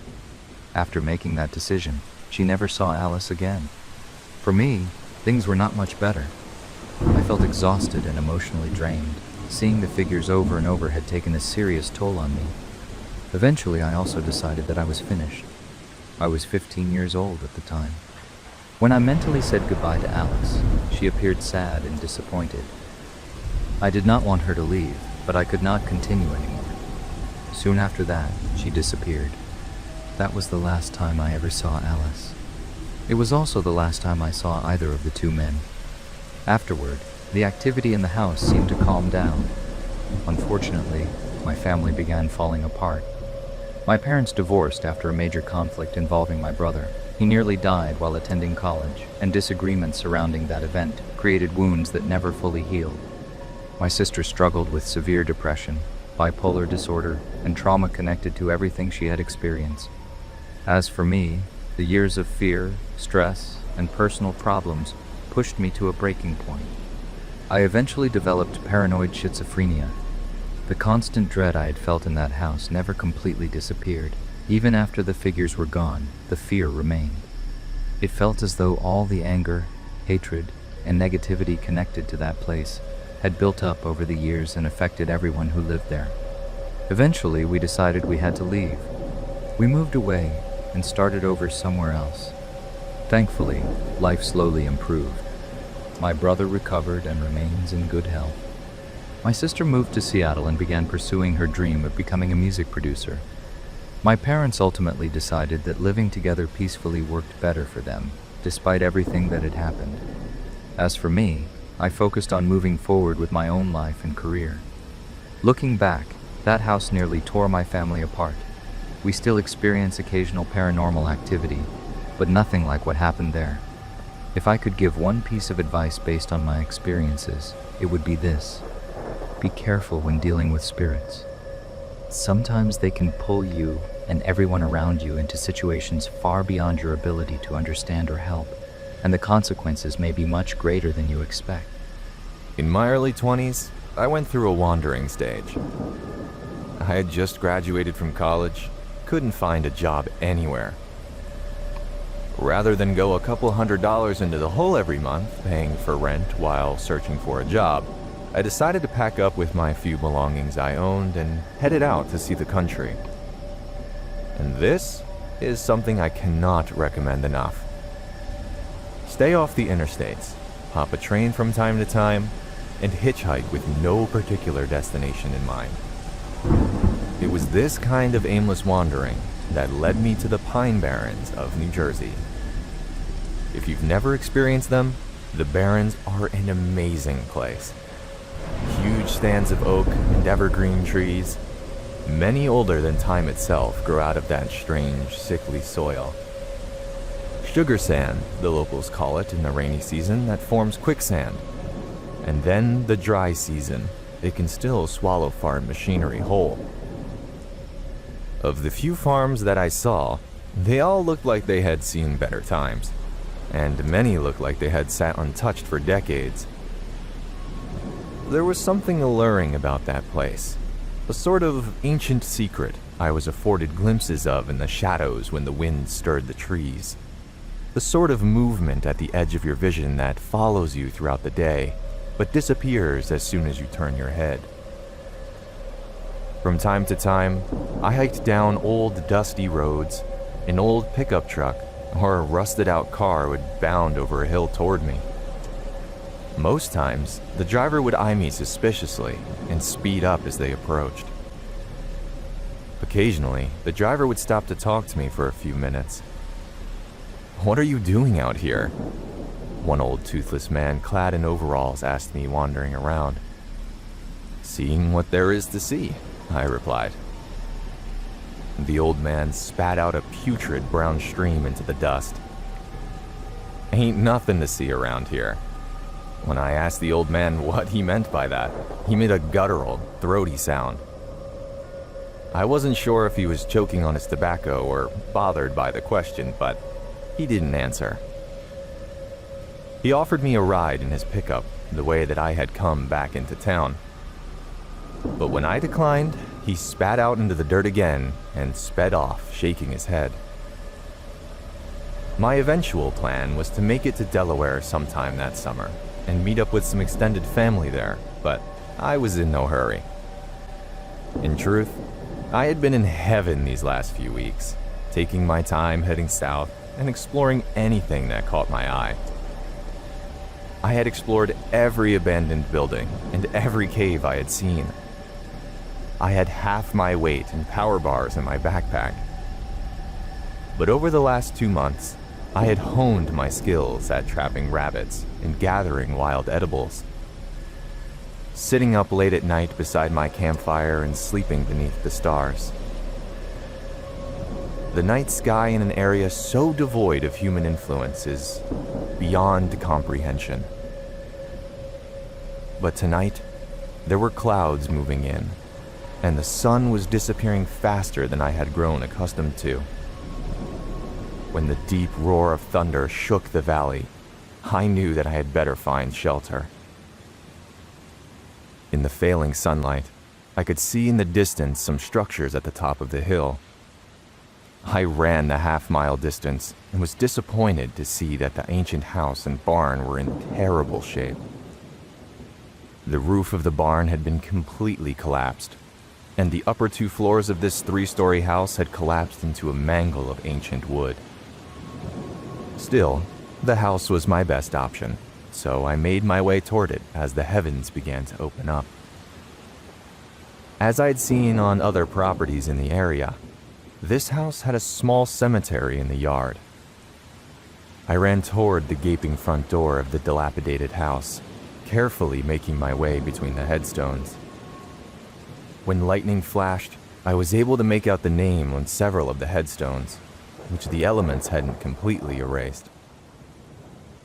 When they got inside, the floor was spongy, but felt solid enough to hold my weight. I took off my pack and set it near the door, caught my breath, and had a look around. The hinges of the front door had long since rusted away, but I was able to fit the door back into the opening enough to hopefully keep the wind and rain out. At one end of the room, there was a stone fireplace and chimney which was solidly constructed, but I had no wood for a fire. Next to the fireplace was a stairwell full of rubble and cobwebs. I didn't dare apply my weight to those steps, as many had rotted to nothing under their own pitiful weight. Opposite the front door was an opening to an old kitchen of sorts, but when I tried to approach it, my foot went clean through the floor, and I decided to stay put until the storm blew over. The remains of the upper floor did an adequate job of keeping the ground floor dry, and I was able to arrange my sleeping bag so that very little water draining from the upper floors managed to land on it. I got out my harmonica and played for a few minutes, then stopped, apprehensive. I didn't know what I was afraid of, but something had chilled me to my core. Outside, the storm had continued to build in intensity. My eyes were focused on that stairwell, seeing nothing in darkness, and flash blinded when lightning struck. I must have fallen asleep at some point because suddenly I came to with a searing pain in my neck from leaning my head against the wall for so long. Outside, the storm continued to pound down its fury upon Earth. As I sat there, rubbing my neck, and began to chuckle to myself for getting wrapped up in the superstition of the area when I heard it. At first, I heard indiscriminate movement of stairs, and the ruins of the upper 2 floors. I was just about to write it off as rats, when suddenly it stopped. I froze in place, daring only to move my eyes, and even then, just barely. After 30 seconds of paralytic fear, I smiled at myself again and was just about to settle into my sleeping bag when I looked toward the stairs. At the top of the doorway were a pair of glowing red orbs staring directly at me. Very slowly, they closed down to horizontal slits, then opened up again wider than before. I can't tell you how long I sat there staring at it, staring at me. It could have been a second. It could have been hours. And eventually, my lower-level self-preservation skills began to kick in, and subconsciously, I started reaching for the knife on my belt. Our eyes locked. My hand progressed inch by inch towards my only means of defending myself. Neither of us blinked for what felt like hours, and while the storm raged on, I prayed for another lightning strike so that I might even catch a glimpse of my adversary. But despite the ferocity of the rain, the darkness was absolute. When, at last, my hand reassuringly touched the hilt of my knife, it seemed as if the very fabric of existence was ripped to shreds. The creature began bellowing in the most unearthly, mind-numbing shriek I'd ever heard. Knowing I only had one chance, in one fluid motion, I released the snap that held my knife in place, and released an inside overhand throw that I had practiced during my years of my misspent adolescence. I heard a sickening, wet thunk, and the shrieking increased in volume 100-fold. As I smashed that rotten door to pieces, I heard the creature flapping against the wall and screaming. Just as I wrenched the remains of the door open, a great flash of lightning struck. And all around the house, I saw piles of bones, feathers, and fur. I ran as I had never run before, since I ran into my veins pumped acid and my limbs were stone. I couldn't see where I was going, but I could follow the dirt roads by the sounds of the sugar sand slipping roadside debris into the ditches. I didn't dare look over my shoulder. When the sun finally rose, I collapsed in the middle of the road. Heaving, oblivious to the downpour, I awoke with a startle to the sound of a car horn blaring inches from my head. I leaped to my feet and spun around to see the same old man from yesterday holding his sides with laughter. When I opened my mouth to speak, he motioned with his thumb to the back of his truck. I climbed in without a word, and he began to drive. The events of the previous night had begun to replay themselves in my head. What had just happened? No matter how many times I considered what I saw, none of it made any sense. As we drove, I realized how far I had run in the dark. It must have been nearly 10 miles. I was angry with myself for being so terrified by a dream. And that's the only thing that could have been approached from this angle. Everything fit into place and experienced a false awakening.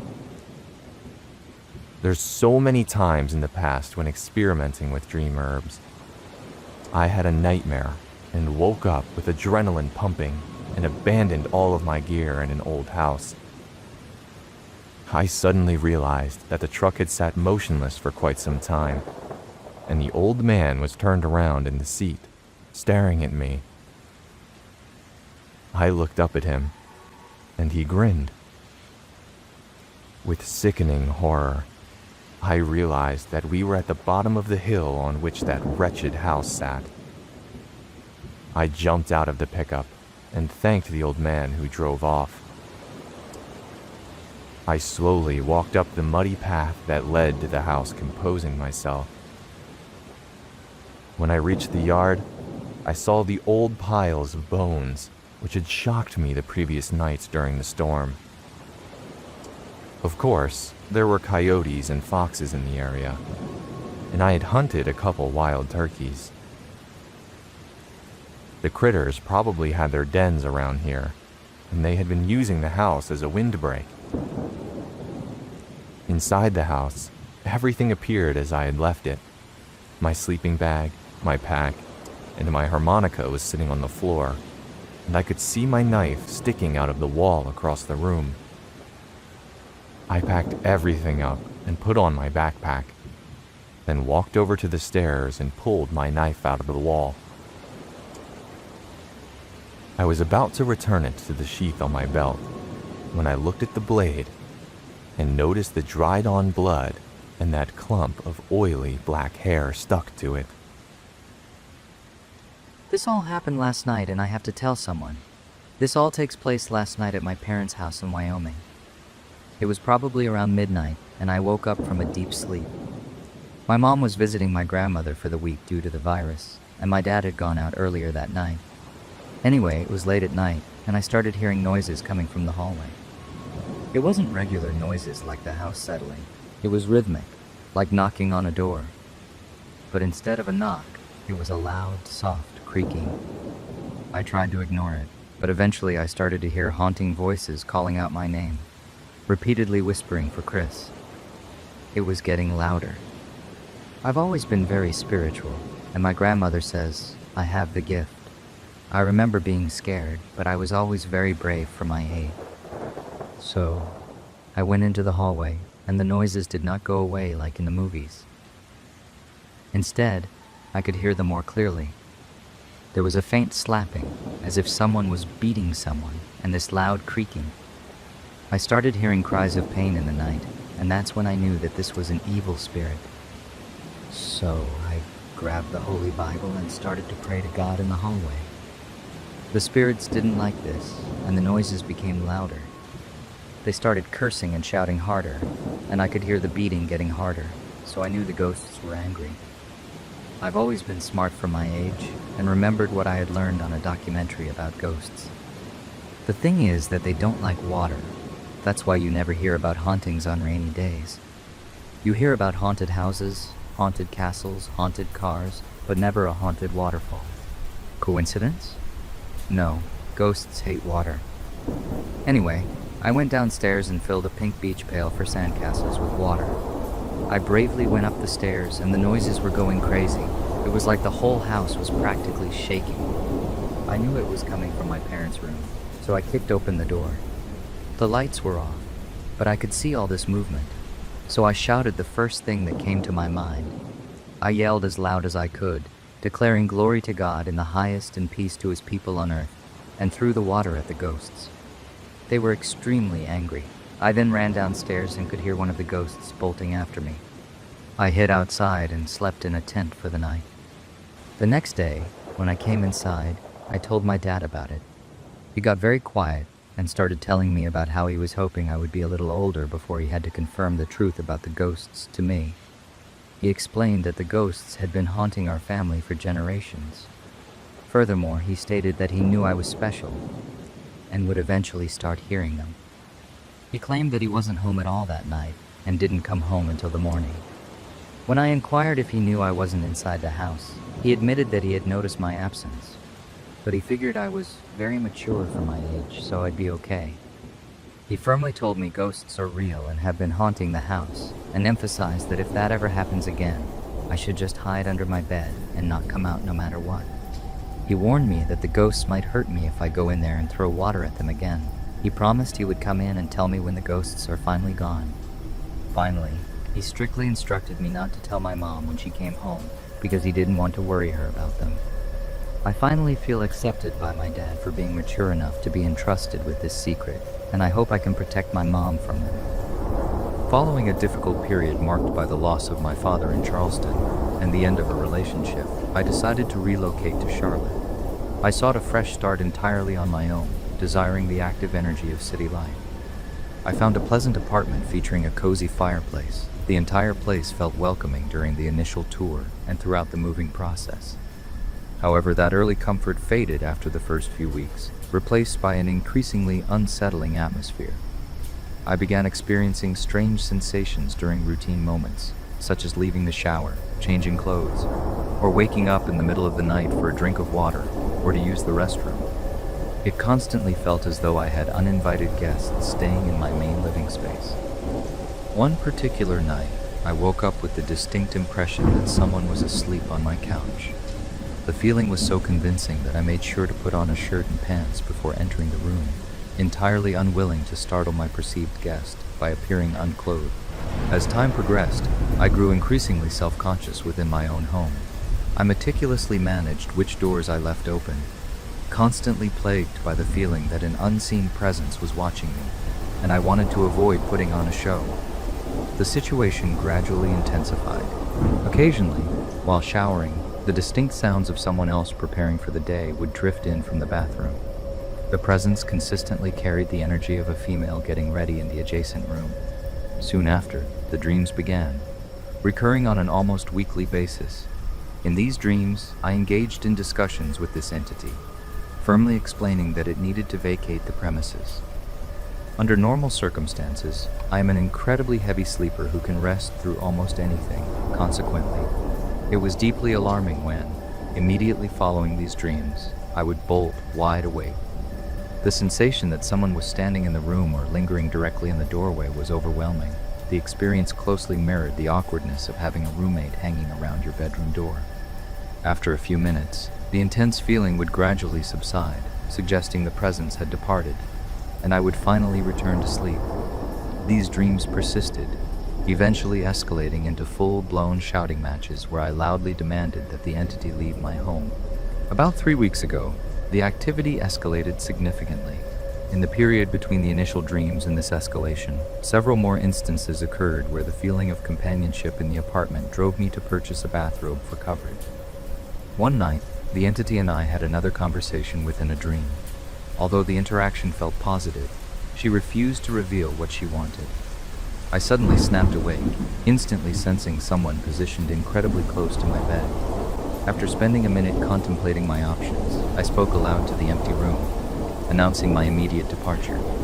In response, a distinct sigh sounded right next to my ear. Terrified, I threw on my bathrobe, fled the apartment, and spent an hour driving around the city.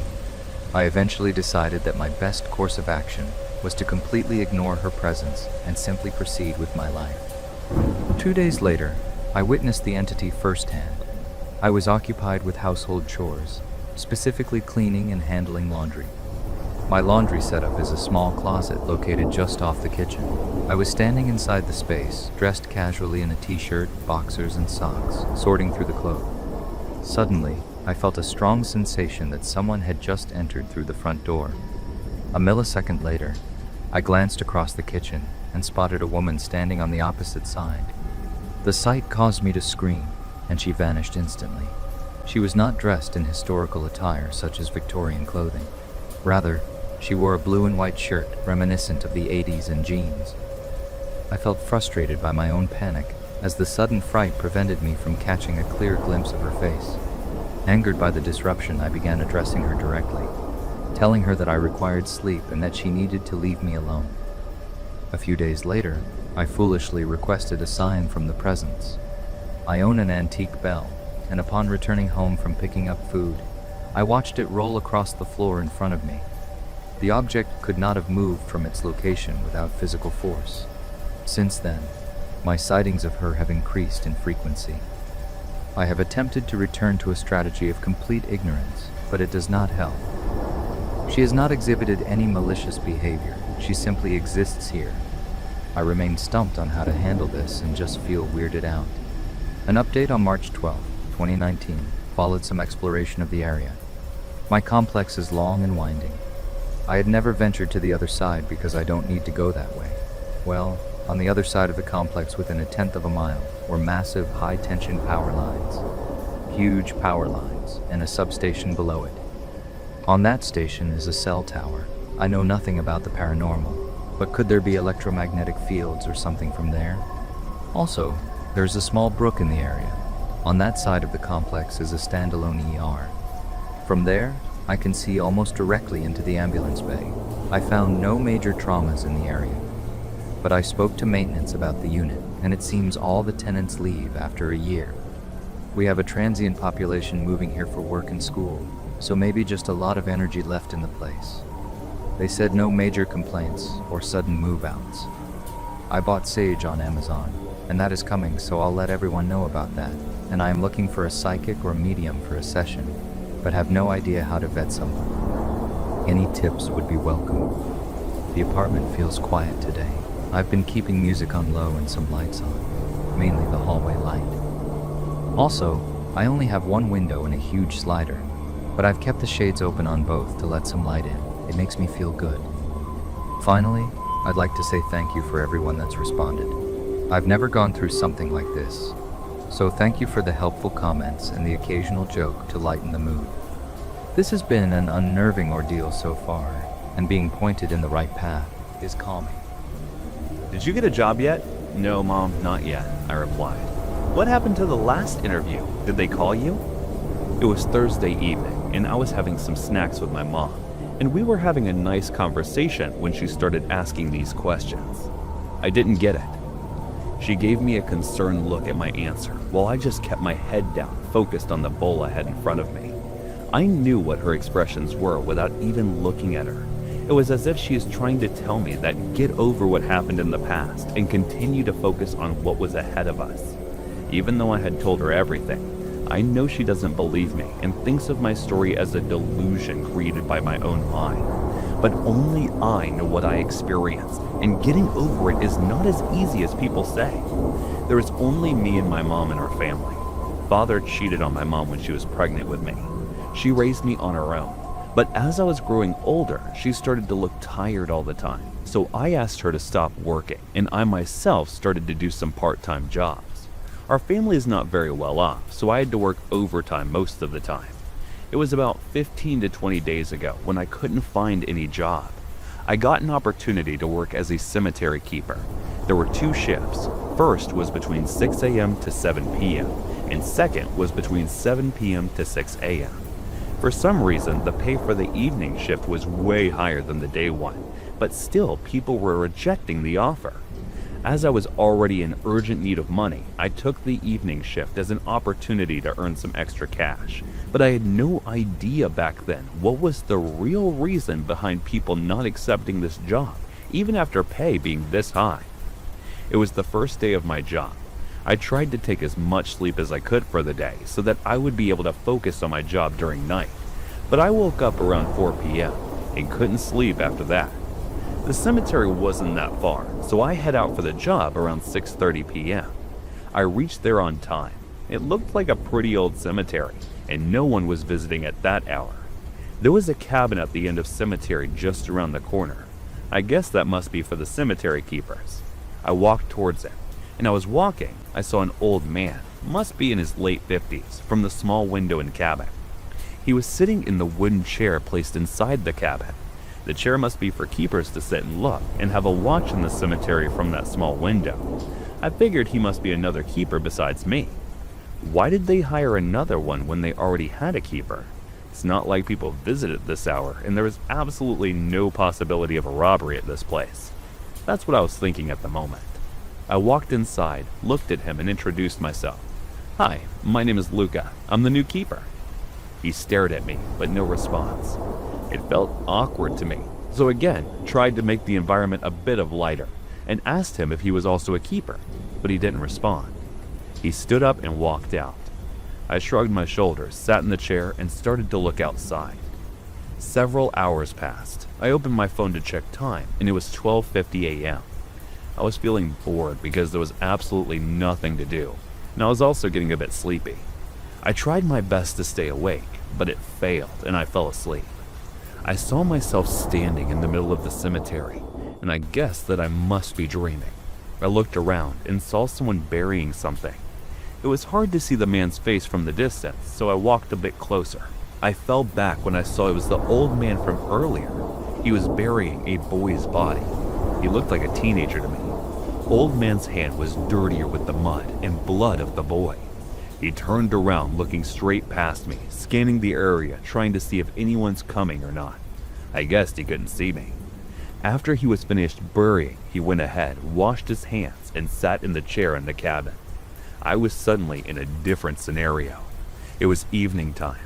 The old man was watching from his cabin. I looked towards the direction, and there were 2 boys who were sitting in front of a grave where their parents were buried. The old man got up and walked towards them. He started asking them sympathetically about their family and why they were alone there. The boys told him that their only remaining family was each other, and they don't have anyone else. He looked at him with weird eyes, and then His expression quickly changed again to the sympathetic one. He took the boys to the cabin and started talking to them. Between the conversation, Old Man tooled out some sweets to eat and gave it to them. They suddenly passed out as they were eating. After that, the old man took out their clothes one by one and started raping them. After raping, he took out a large plastic and placed them over that. And then, he first cut their bodies in two halves, and then buried only the upper parts of both in one grave. Then he came back to the cabin and raped the lower halves of their bodies several times over the night. As the sun was about to come out within hours, he buried the rest of the bodies as well. Scenario changed again, and suddenly there was another young teen boy who he had called in. Old Man offered the boy sweets, but he refused, saying he doesn't feel like eating anything. The man started to force him to eat, so he stood up to leave. But as he walks outside, the old man hit him in the head and he passed out. Old Man was dragging him inside the cabin, but the boy woke up and struggled to get free. The man looked annoyed by that and jumped over to rape him, but the boy kicked him with all his might. He fell backward, his head hit one of the tombstones and started to bleed. The boy ran outside the cemetery without even looking back. The old man kept staring at his back while taking his last breath. I woke up from a sharp pain in my back, which felt like getting scratched from something. I noticed I was being dragged, so I tried to look around, but there was no one around me. Then I noticed the old man standing at a distance, glaring at me with a monstrous look on his face. I was being dragged towards him. I started to scream for help. I tried to grab whatever came in my way to stop it, but it did not. I was screaming from the top of my lungs so that someone can hear me, but no one could. And I was sure at the time that I am going to die here. At the same time, I felt an invisible force pulling me from the opposite direction, so I looked at the old man's face, but it wasn't him. His face looked annoyed. I looked above my head, but nobody was there. But then suddenly, a figure of the boy who I'm seeing in the dream appeared, and he pulled me toward himself. Once again, I looked toward Old Man, but there were multiples of teenagers surrounding him, and then they all vanished. I got up immediately and ran outside, terrified from the cemetery. After that, I went straight home and locked myself in my room. My mom was worried from my sudden behavior and return, so she started to knock on the door and ask me questions. I didn't come out my room for 3 days, and when I came out, I told my mom about everything. She looked worried about me, but I know she didn't believe me.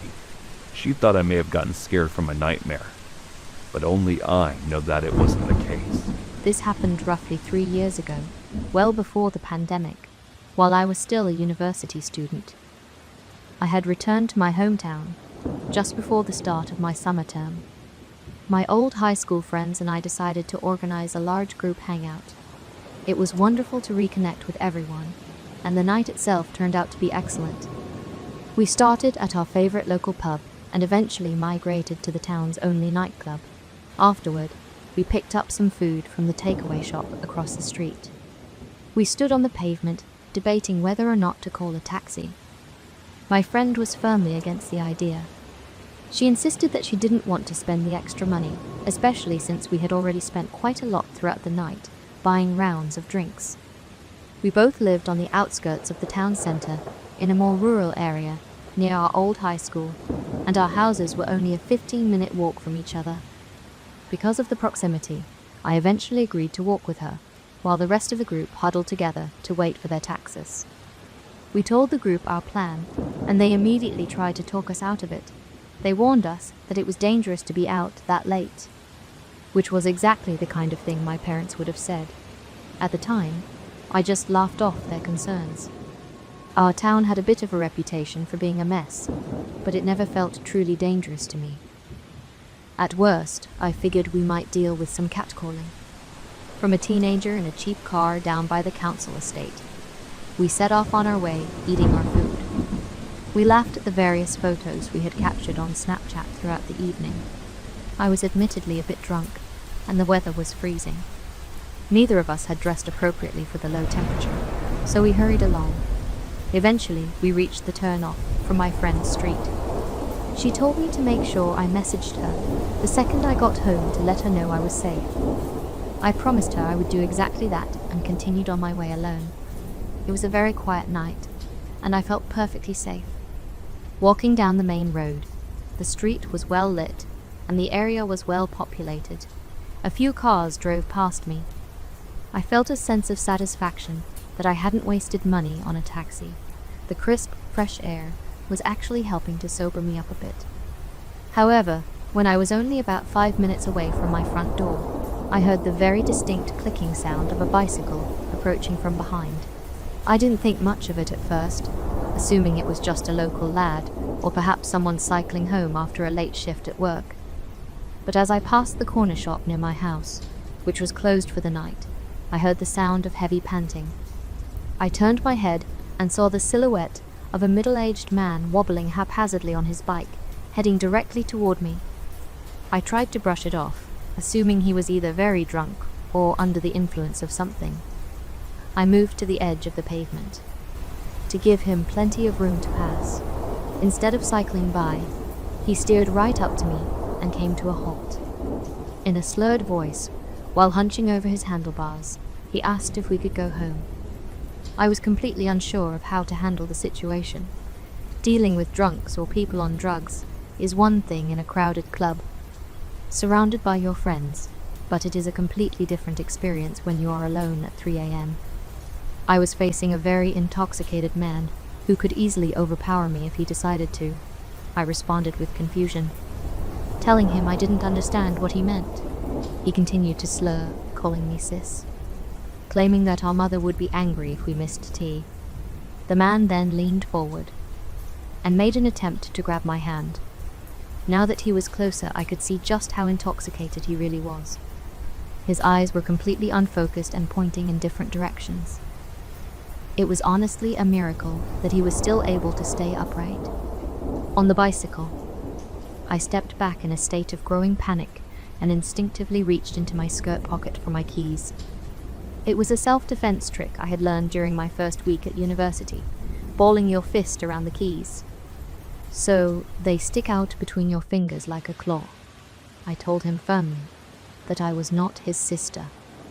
He just blinked at me, swaying dangerously in his seat. He called out the name Julie, and told me again that it was time to go home. For the record, my name is not Julie.